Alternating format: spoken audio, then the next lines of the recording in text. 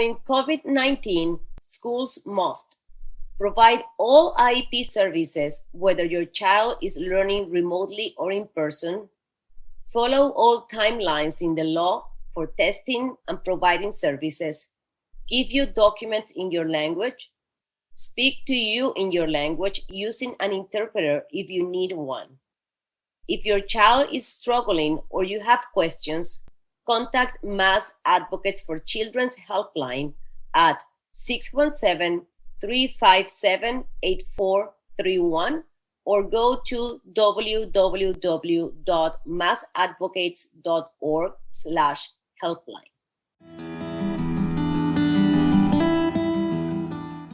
Finally, the school sent Abel's IEP in Spanish.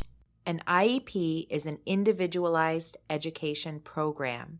It tells the school your child has a disability and needs certain services and supports to learn.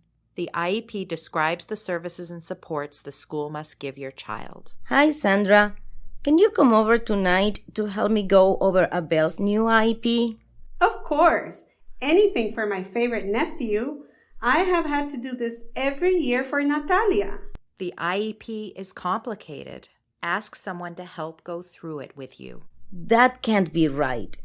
When I compare the services in the new IEP with the one I signed last time, I see that in the new IEP, he doesn't have speech and language services. I know he still needs speech services. Also, at the meeting, I talked about how I was worried that Abel has tantrums and he doesn't use words to ask for what he needs. The IEP has a place to write just parent concerns, but the school didn't put my concerns in the place in the IEP.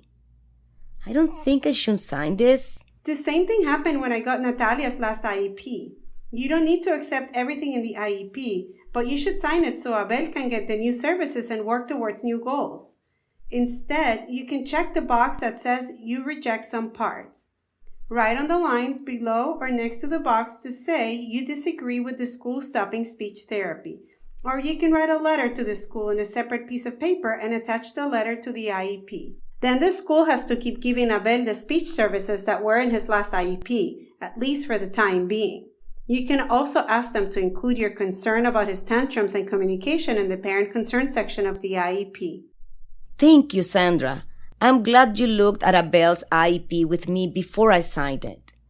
What happens when I give this back to the school? Once they get your response, the school should schedule a team meeting to talk about the parts you disagree with. If you disagree with any part of the IEP, you can accept the IEP, but reject, in writing, the parts that you disagree with. Then your child can still get the same services they have in those areas until the disagreement with the school is resolved. Your child can also then start getting any new services that are in the new IEP. You will get another meeting with the IEP team to talk about the parts of the IEP you disagree with.